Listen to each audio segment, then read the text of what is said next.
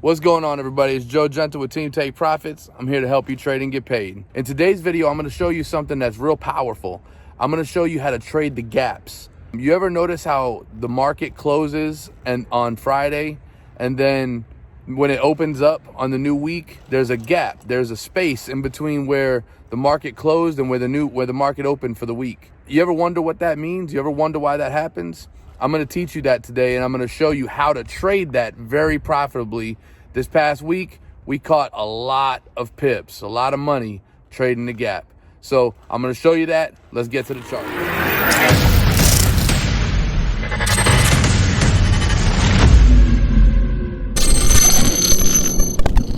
Two, now you this, but then it puts right back up.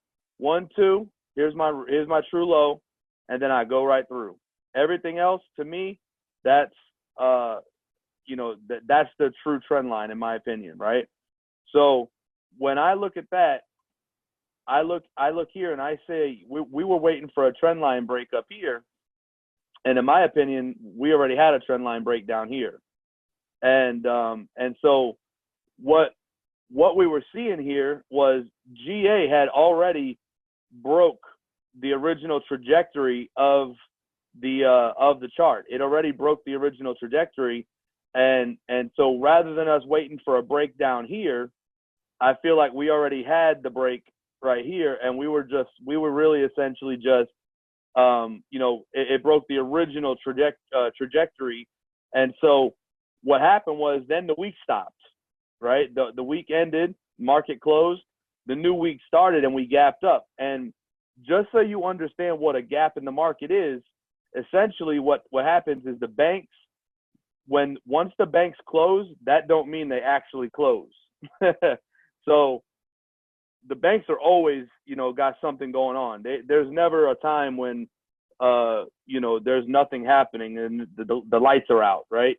So even though bank hours are closed right here on that Friday session, what happens is over the weekend there's still orders coming in and there's still business happening, and so essentially what they do is they make a projection. They take all the orders that they took over the weekend, and then they take what they think they're going to get based on Sunday and then into Monday, and they say, based on Monday, when the market opens, we feel like this is where the price is going to be.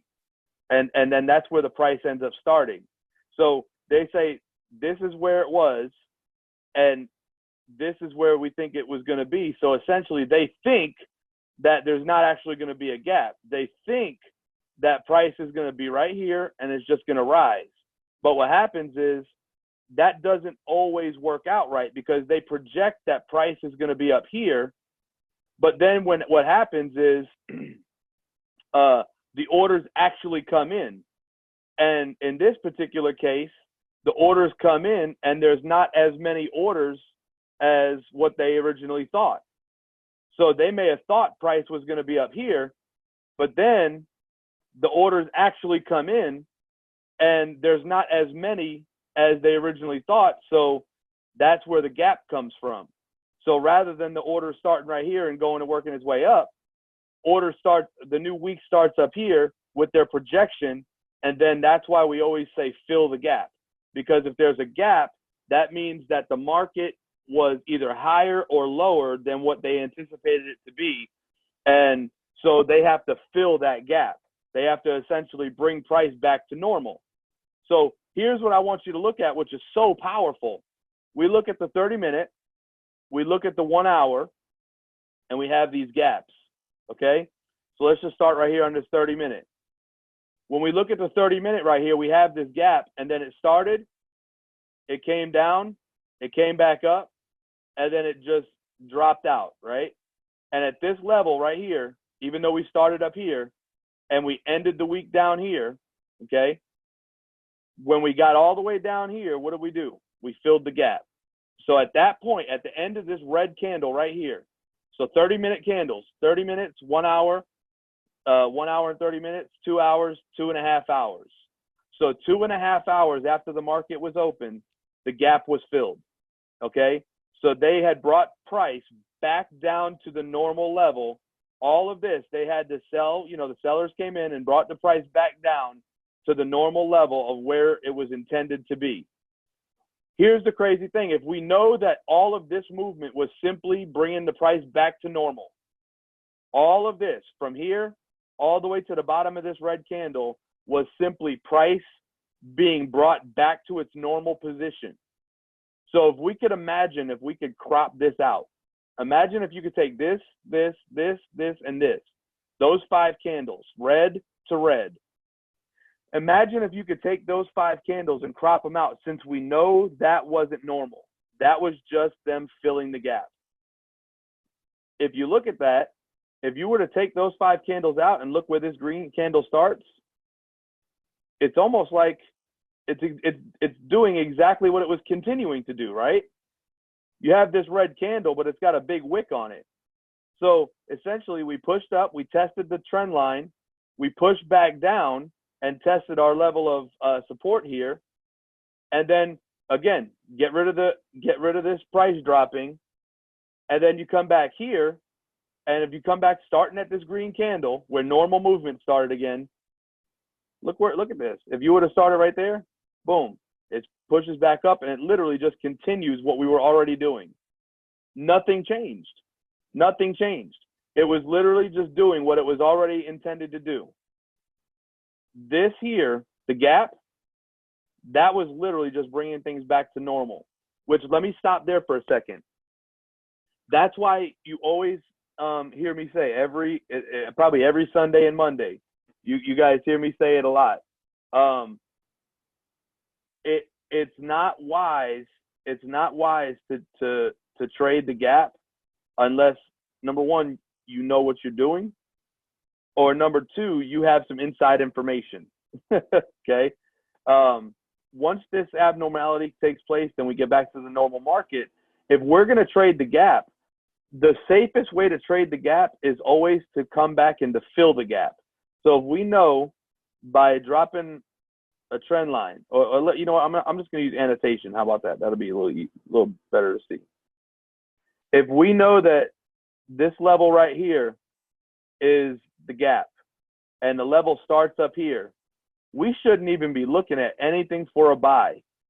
Right now, you could say, oh, look, but that's your major level right here, this yellow line. Yeah, that's fine and good, but that being on top of that right there, that's not really showing me a close above the level. That's showing me it's starting above the level, being gapped, okay?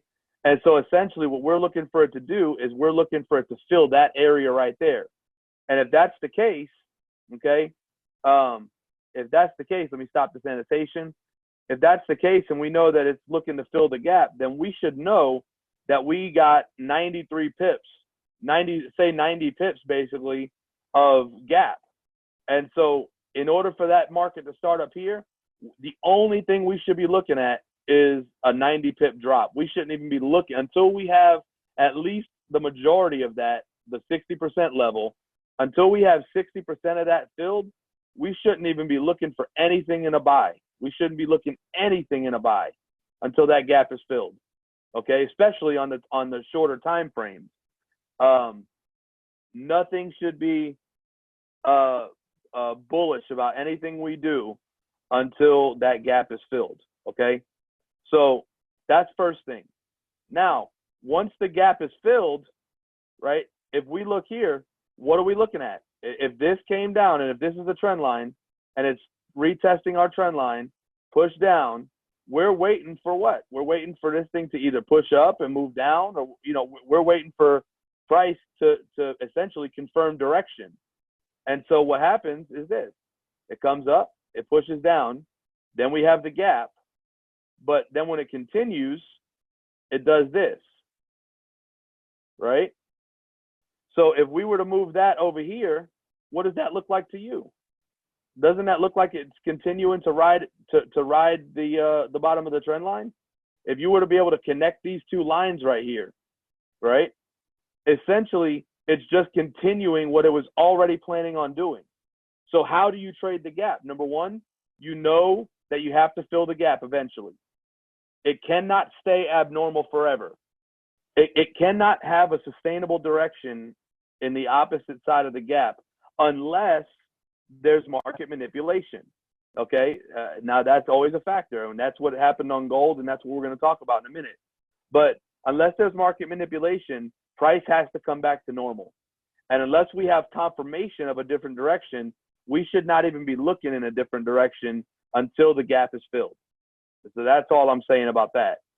Until we see that gap filled, we should be looking in a sell direction. We should be looking short. So we could essentially trade the short, get the gap, and then once we fill the gap, we should be looking at a continuation of what was already happening when the week closed out. Well, if we look at what happened when the week closed out, we should be looking at a push down, a retest, and then we should either be looking at a drop or we should be looking at a continuation, right? And so one of two things, it's always a breakout zone. And so right there, when we look at that, we should be looking at, in this level right here, we should be waiting for the breakout, one of two. So because that ended up being higher because of the gap, we end up having to move that line up. So essentially, this right here becomes the breakout zone, right here. Okay? And so when we see this here, all of this is nice. All of this is nice, right? But this here, that's money. That's money right there. So what we're looking for is we're looking for it to break higher. We break across that. We see that wick right here. Let me get these white lines off of here. That little candle right there. Let me spread that out. That little candle right there told us everything we needed to know. It pushed up, right? It pushed up to the top of our little zone right here.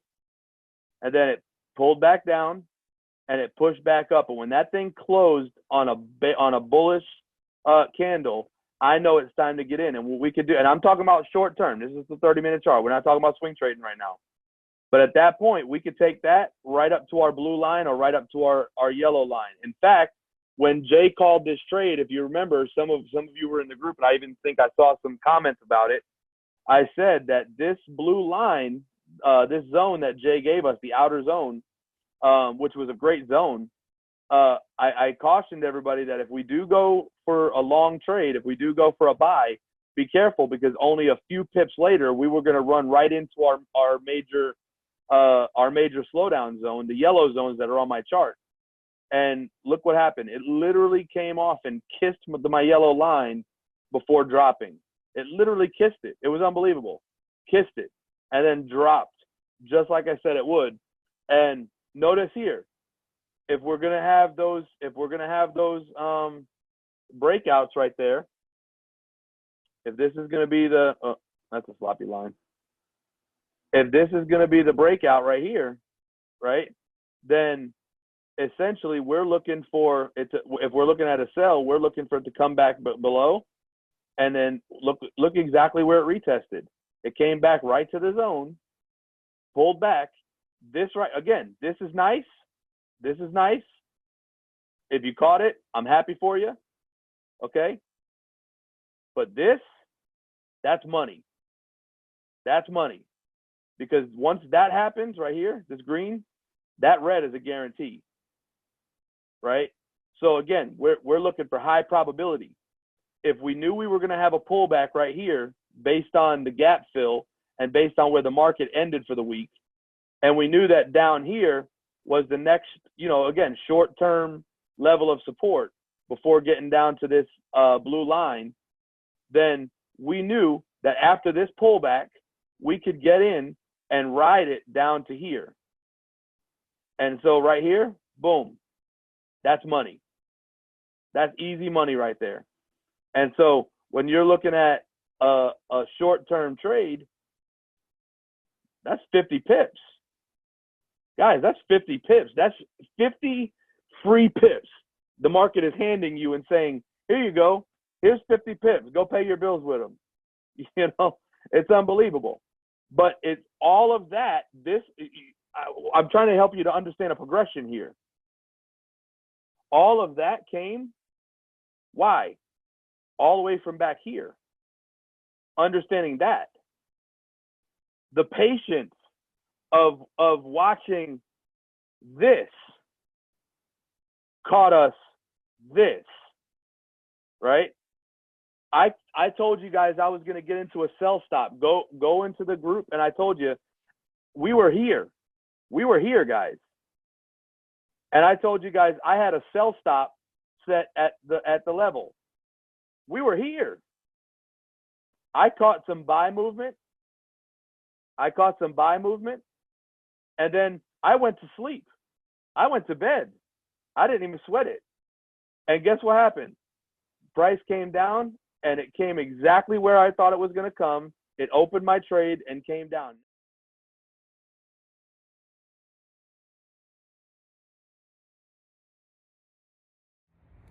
All right, guys, there you have it. I hope the video helped you. I hope that now you understand what happens when you open and close a new week. I hope you understand, what you're looking to do now as the market closes and then opens for the new week. Now you have a strategy. Now you know what you can do to make sure that you catch profits and not get caught by surprise. Make sure you watch this video right here, because what that's going to do is that's going to help you to really understand and have an inside look at what we do in the market. I think that video is going to really help you. We caught huge profit in it, and I really think it'll help you, okay? So as always, don't forget, like, comment, subscribe. Check us out on the website, tradinggetpaid.com. I'll see you on the next video.